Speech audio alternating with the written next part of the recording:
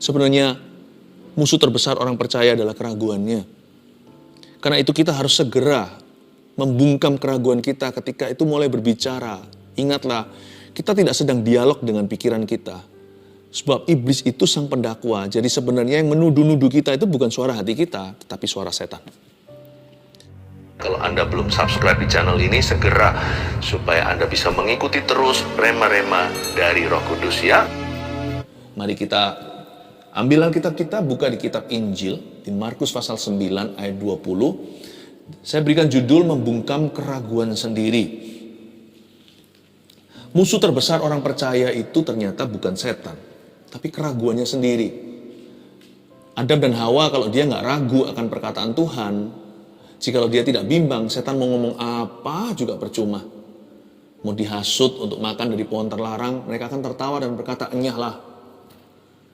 Kamu itu berbohong setan. Tapi kalau mereka ragu, buka celah, terjadi sesuatu. Sebenarnya musuh terbesar orang percaya adalah keraguannya. Karena itu kita harus segera membungkam keraguan kita ketika itu mulai berbicara. Ingatlah, kita tidak sedang dialog dengan pikiran kita. Sebab iblis itu sang pendakwa. Jadi sebenarnya yang menuduh-nuduh kita itu bukan suara hati kita, tetapi suara setan. Kita akan pelajari ada satu kasus di dalam kitab Injil yang kita baca ini, yaitu kasus Yesus mengusir roh dari seorang anak yang bisu, ini roh jahat. Dan kita akan melihat bagaimana roh jahat itu bekerja, dan kita juga akan melihat bagaimana roh Allah bekerja. Roh Tuhan selalu bekerja lewat iman kita, karena hubungan kita dengan Tuhan itu hubungan percaya, karena Tuhan itu tidak terlihat. Karena itu, iman timbul dari pendengaran. Siapa yang kau dengarkan? Kita dengarkan pikiran sendiri, kita dengarkan apa kata dunia, opini manusia, atau kita dengarkan janji-janji Tuhan. Langsung ke ayat 20, saya bacakan. Lalu mereka membawanya kepadanya. Waktu roh itu melihat Yesus, anak itu segera digoncang-goncangnya. Dan anak itu terpelanting ke tanah dan terguling-guling sedang mulutnya berbusa. Ngeri ya. Lalu Yesus bertanya kepada ayah anak itu, sudah berapa lama ia mengalami ini? Jawabnya, sejak masa kecilnya. Dan seringkali roh itu menyeretnya ke dalam api ataupun ke dalam air untuk membinasakannya. Sebab itu jika engkau dapat berbuat sesuatu, tolonglah kami dan kasihanilah kami. Jawab Yesus, katamu, jika engkau dapat, tidak ada yang mustahil bagi orang yang percaya. Segera ayah anak itu berteriak, aku percaya. Tolonglah aku yang tidak percaya ini. Ketika Yesus melihat orang banyak makin datang berkerumun, ia menegur roh jahat itu dengan keras, katanya, hai kau roh yang menyebabkan orang menjadi bisu dan tuli. Aku memerintahkan kau, keluarlah daripada anak ini dan janganlah memasukinya lagi. Lalu keluarlah roh itu sambil berteriak dan menggoncang-goncang anak itu dengan hebatnya. Anak itu kelihatannya seperti orang mati, sehingga banyak orang yang berkata, ia sudah mati. Tetapi Yesus memegang tangan anak itu dan membangunkannya. Lalu ia bangkit sendiri. Ketika Yesus sudah di rumah dan murid-muridnya sendirian dengan dia, bertanyalah mereka, mengapa kami tidak dapat mengusir roh itu? Jawab Yesus kepada mereka, jenis ini tidak dapat diusir kecuali dengan berdoa. Membungkam keraguan sendiri. Ayat 20, lalu mereka membawanya kepadanya. Waktu roh itu melihat Yesus, anak itu segera digoncang-goncangnya. Apa alasan setan berbuat demikian? Ya, memang anak ini dari waktu ke waktu kumat-kumatan, tapi kali ini tidak tergantung waktunya setan. Tapi ketika setan melihat Tuhan, langsung anak itu terpelanting dan digoncang-goncangnya. Sebenarnya ada penjelasan. Saya percaya setan itu panik waktu lihat Yesus. Dia ketakutan, aduh, mungkin dalam hati mereka ya, mereka berbicara satu dengan yang lainnya dalam diri anak kecil ini yang dirasuki. Wah, mati kita. Masa kita akan dilempar ke lautan api sebelum penghakiman tinggi? Tapi ada alasan lain lagi, tahu nggak? Mengapa mereka menggoncang-goncangnya? Setan itu kan suka show off. Mereka mencoba to make a show dengan tujuan untuk menggertak Yesus. Karena kebetulan saat itu yang jadi hamba Tuhan bukan pendeta siapa, tapi anak Allah.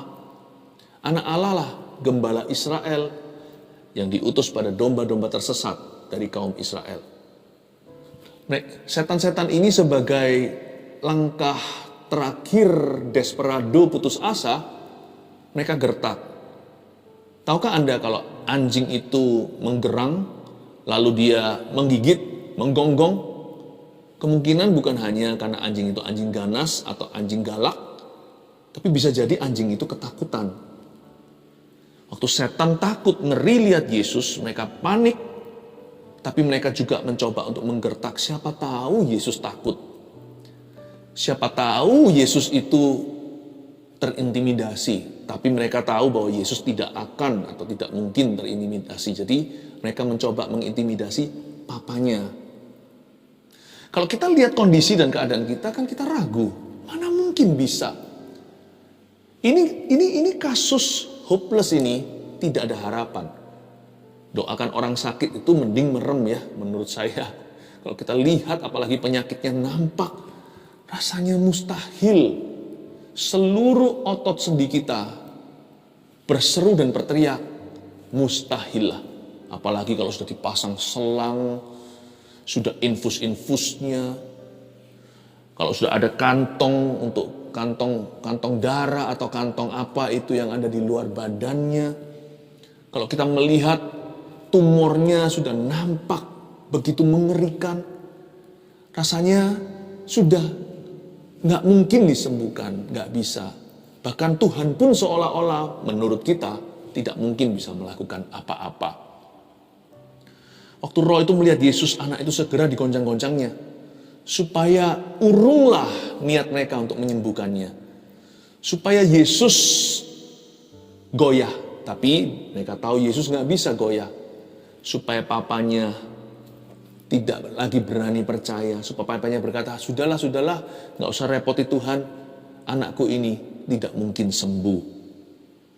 Mereka itu menggertak sang ayah target utama, serta menggertak murid-murid Yesus yang notabene dari tadi nggak bisa ngusir roh ini. Digertak lebih lagi. Wah, ini jurus intimidasi. Tahukah bahwa senjata terkuat, salah satu senjata mutakhirnya setan, bahkan senjata rahasianya, secret weaponnya apa? Benih-benih keraguan. Kebimbangan itu adalah senjata pilihan iblis dan kawan-kawan. Sebab kalau kita ragu, kita tidak mungkin percaya dan membuka diri pada kuasa Allah. Kalau kita bimbang, kita akan tenggelam seperti Petrus yang jalan di atas air itu padahal Yesus ada di depannya.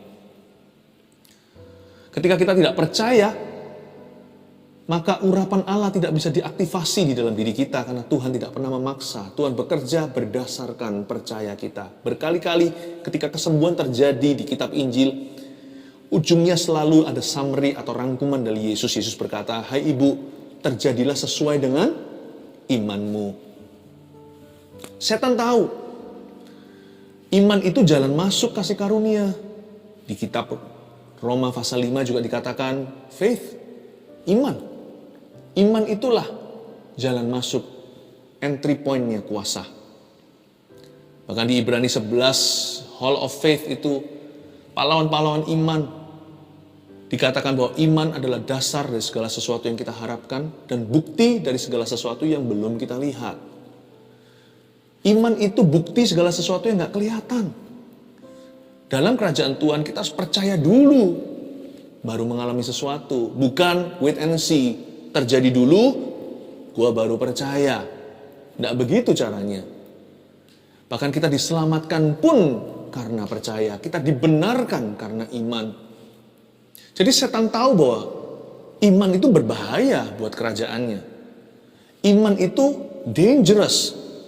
Karena ketika kita beriman, kita akan runtuhkan dan hancurkan perbuatan iblis dalam hidup kita.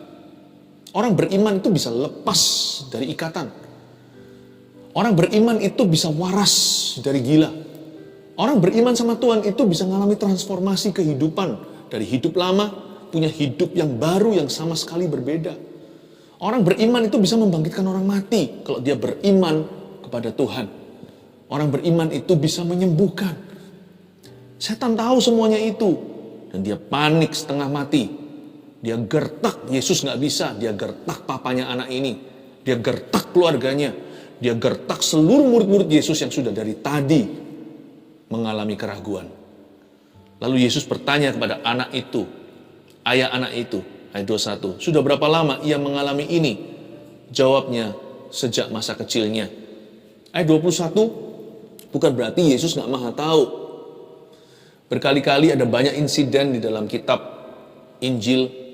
Yesus sebelum ketemu dengan salah satu muridnya, dia sudah melihatnya ketika orang muda itu berada di bawah pohon, bahkan Tuhan menyebut namanya, sampai tercengang.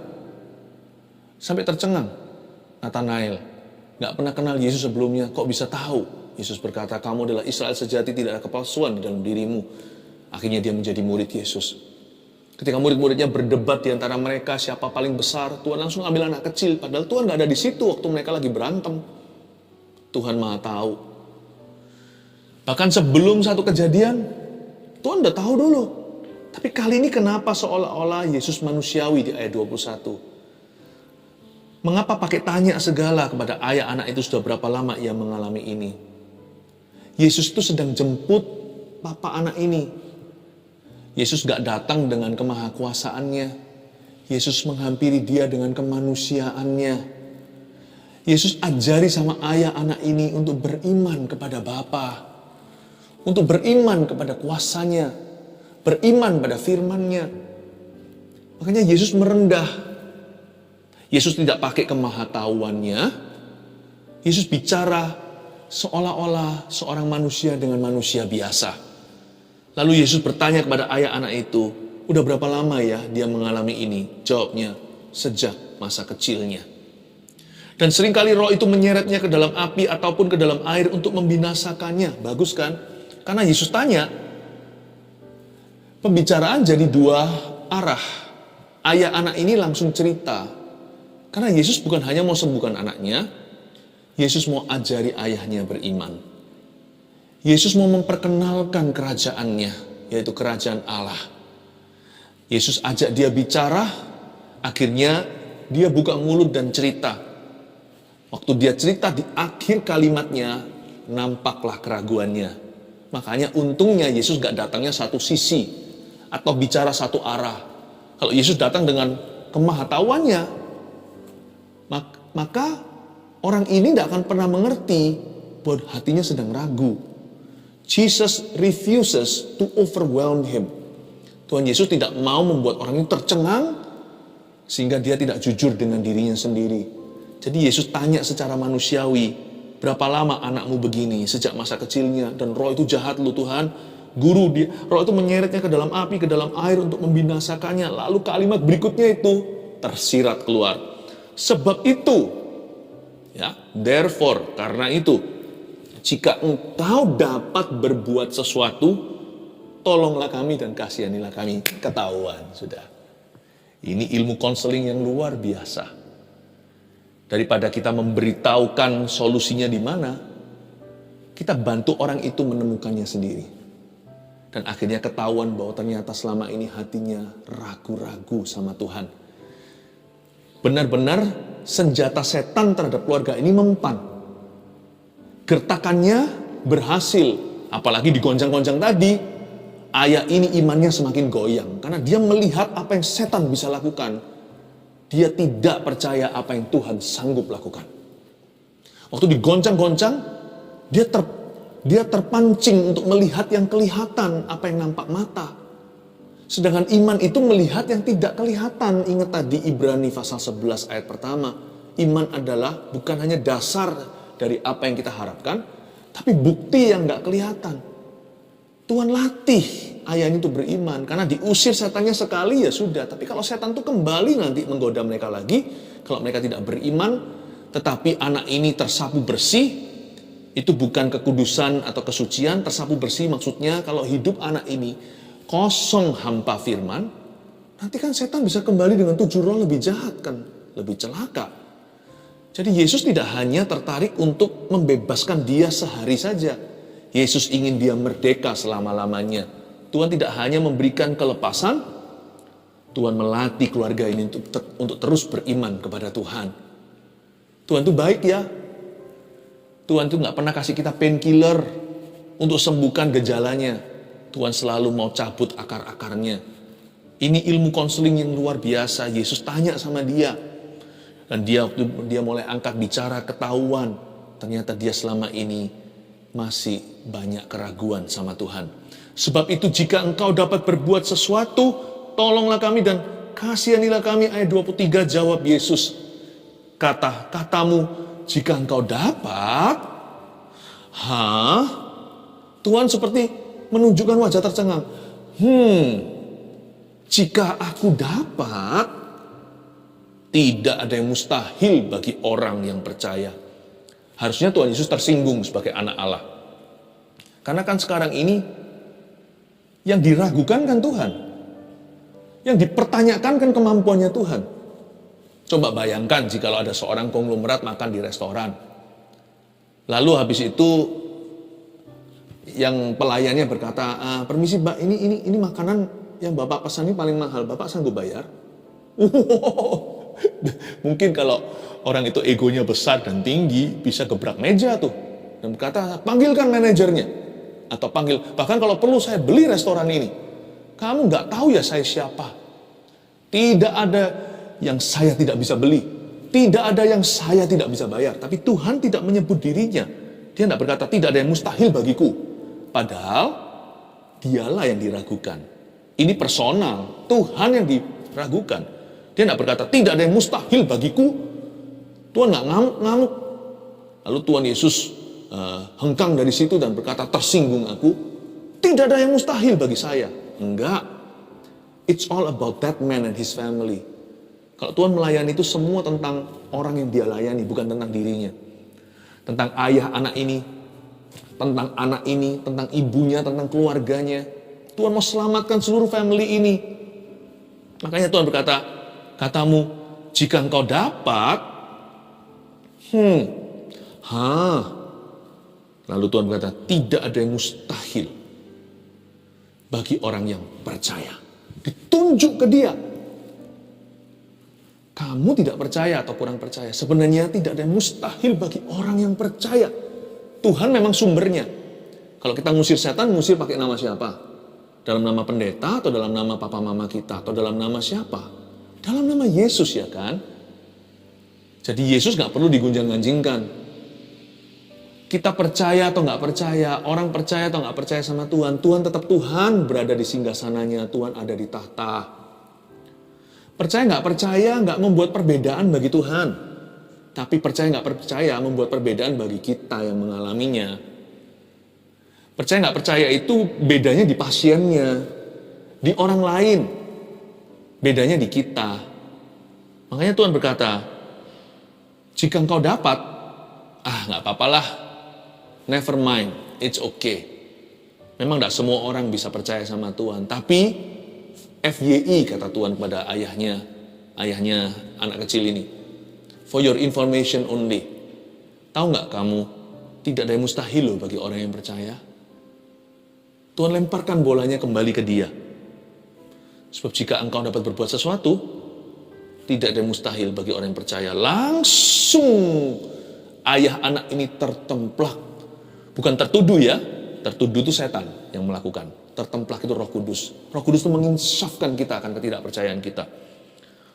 Tiba-tiba Roh Kudus seperti membelai halus hatinya dan dia langsung merasa bersalah. Tapi perasaan bersalah itu tidak membuat dia jauh dari Tuhan, tapi justru membuat dia mendekat kepadanya.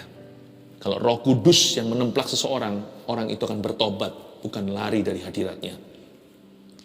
Segera ayah anak itu berteriak, ini responnya ketika dia ditemplak oleh Roh Kudus. I believe, aku percaya. Help me with my unbelief. Tolonglah aku yang tidak percaya ini. Saya mengagumi ayah anak ini. Orang ini real sekali. Ini bukan orang yang lip service atau hanyalah manis bibirnya. Lebih baik orang gini, Yesus lebih hargai. Tapi kalau orang Farisi, Yesus langsung tegur mereka. Karena mereka munafik.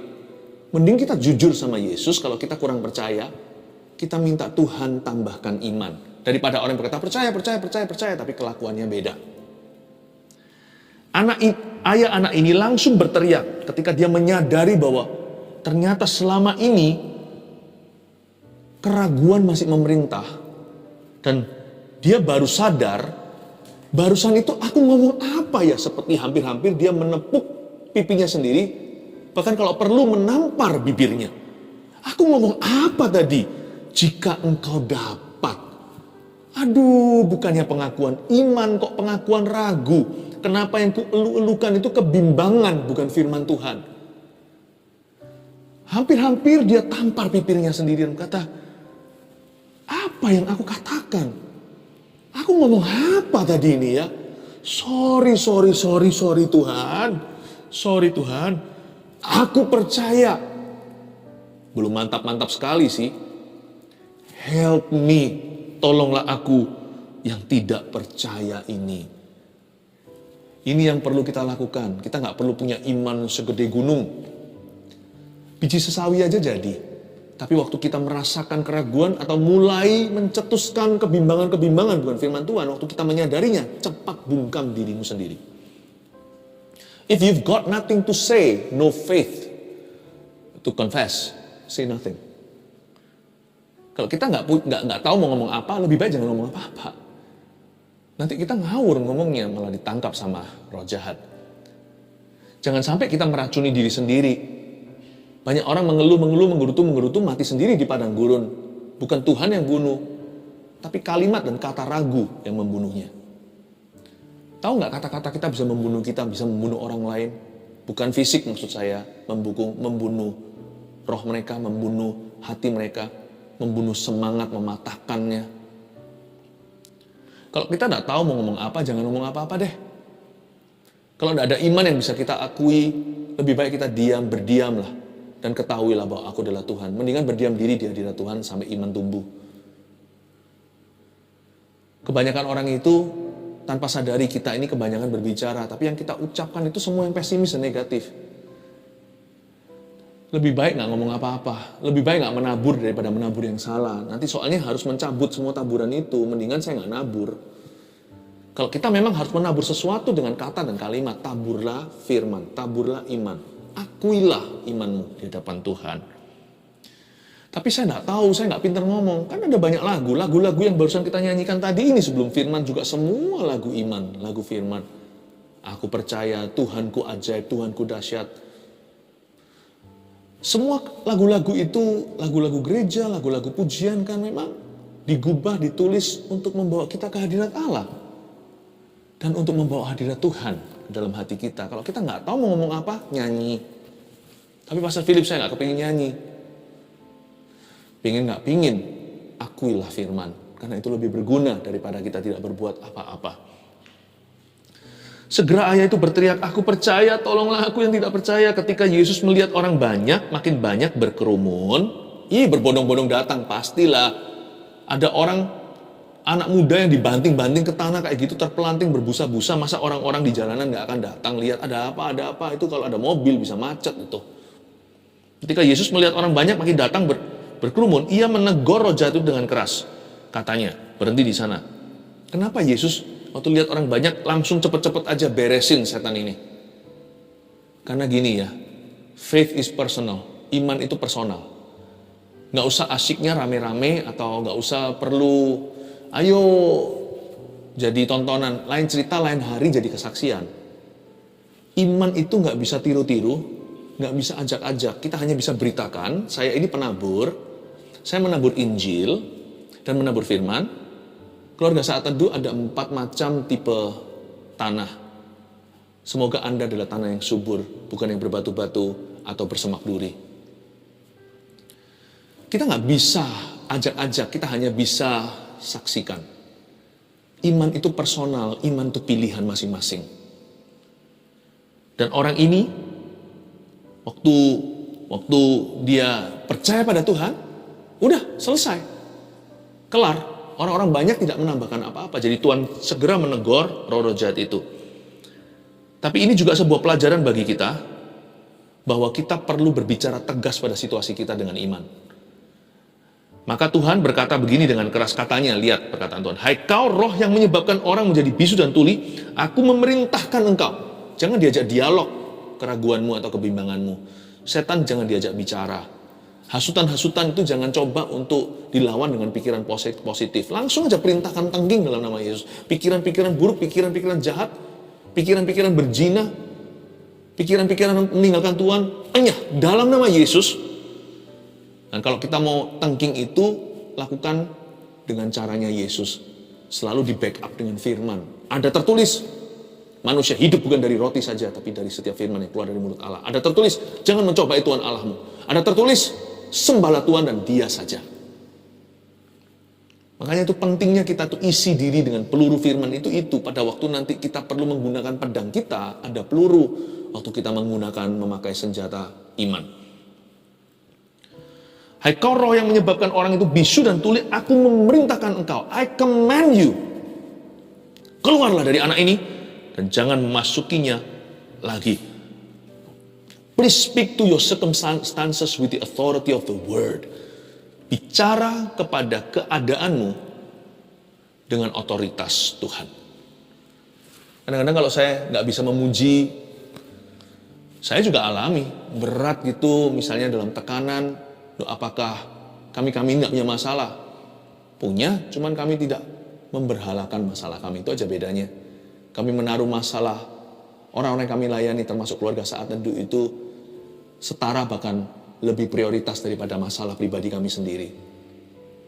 Tapi waktu saya sendiri secara pribadi, saya rasa seperti, berat sekali, nggak kuat. Tuhan sudah melatih saya, puluhan tahun sudah, untuk berkata, hai jiwaku, pujilah Tuhan. Saya perintahkan jiwa saya sendiri, sekalipun saya bukan bicara ke setan, saya juga bisa bicara kepada roh saya sendiri, saya juga bisa bicara kepada badan tubuh saya.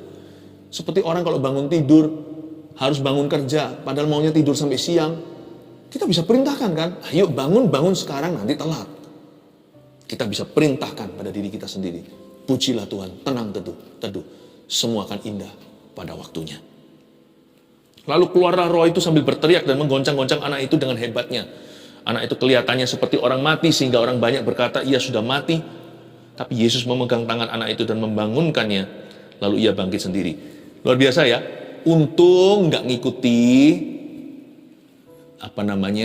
ngikuti dengan popular opinion atau opini yang populer saat itu. Karena kalau iya anak ini bisa-bisa dikubur, tapi Yesus berkata anak ini nggak mati. Meskipun dia kelihatan mati dan kalian bilang dia sudah mati. Percayalah kepada Tuhan dengan segenap hatimu. Dan jangan bersandar kepada pengertianmu sendiri, termasuk penglihatan jasmanimu. Dan jangan percaya kepada apa yang nampak saja. Bersandarlah kepada Tuhan.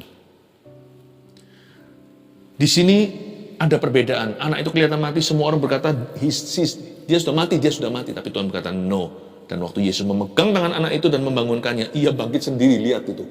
Dia bangkit sendiri, gak perlu dibantu. Ketika Yesus sendiri di rumah dan murid-muridnya dengan dia, bertanyalah mereka, mengapa kami nggak bisa mengusir roh jahat ini? Jawab Yesus pada mereka, baca ini, jenis ini nggak dapat diusir kecuali dengan berdoa. Ini bukan berarti tadi kan juga berdoa waktu murid-murid mengusir, tapi nggak bisa di ayat-ayat sebelumnya itu, sebelum ayat 20 tadi yang kita baca. Iya, tapi ini bukan bicara tentang doa di lokasi. Ayo saya doakan kamu, saya tangking setan di dalam dirimu, bukan. Atau mari saya doakan supaya Tuhan sembuhkan. Bukan doa on the spot. Doa ketika diperlukan. Ini hidup doa. Di ayat yang lain, maksudnya di Injil, bukan hanya di kitab Markus. Di Injil yang lain ditulis jenis ini gak bisa diusir kecuali berdoa, ditambahkan dan berpuasa. Itu bicara tentang kehidupan doa. Sehingga ketika doa diperlukan, kita sudah gak perlu cari urapan. Kita sudah diurapi. Murid-murid itu kayaknya bolong-bolong sih doanya. Mereka sih sering kali tidur ya. Kalau kita lihat di Getsemani, Yesus itu doa, mereka tidak terjaga. 3 poin ya saya kasih seperti biasanya. Membungkam keraguan sendiri 1. Pelajaran apa? Review hari ini. Ini rangkumannya. Kita telah pelajari nomor 1, setan selalu gertak orang percaya. Jadi jangan kaget. Apa yang setan lakukan itu menjadi-jadi. Justru ketika kita itu hampir menang itu biasanya semakin menjadi-jadi. Karena ketika anjing makin takut, dia makin menggonggongnya lebih keras. Dia makin menggerang dan siap untuk menggigit. Tapi percayalah bahwa Tuhan sudah menang. Dan dia terlebih besar di dalam dirimu dan di dalam diriku. Ketika setan menggertak kita, dan kalau kita menyadari keraguan ada di dalam hati, nomor 2, ini yang kita pelajari sebagai rangkuman firman, lekas ubah pengakuan iman kita. Kalau kita sadar, oh iya ya, kenapa aku kok timpang, lebih condong ke ragu daripada beriman, lekas ubah pengakuan iman kita. Iman itu bukan perasaan, aku perlu beriman sama Tuhan. Iman itu pengakuan. Gak percaya? Coba kita ragu terus, mulut kita mengucapkan keluhan, lama-lama susah beriman. Tapi kalau kita mengakui firman terus, mudah beriman. Iman hanya bisa bertambah, bukan berkurang, ketika mulut kita penuh dengan pengakuan firman. Makanya ada yang namanya the confession of faith, pengakuan iman. Itu penting sekali. Iman itu bukan perasaan. Iman itu pertama-tama pengakuan iman kita pada Tuhan. Yang ketiga, iman bertambah dalam hidup doa. Ada orang tanya sama saya, Pastor Philip, kok imannya kuat ya? Apa rahasianya? Sebenarnya saya punya iman gak kuat. Iman saya juga sama, pas-pasan. Hidup doa saya yang kuat. Jadi iman saya, gravitasinya hanya bisa ke atas. Hanya satu jalan, yaitu bertambah, yaitu bertumbuh. Iman saya gak kuat. Sama kita semua. Hidup doa saya yang kuat. Makanya iman saya semakin kuat. Mau iman lemah gampang. Malaslah berdoa. Jauhi hadirat Allah. Hindari firman. Cepat lambat. Kembali back to yourself. Menjadi manusia berdosa yang tak berdaya dengan keadaan dan situasinya. 3 hal ini, pelajaran hari ini, membungkam keraguan sendiri. 1, setan selalu gertak orang percaya. 2, lekas ubah pengakuan iman kita. 3, iman bertambah dalam hidup doa. Haleluya.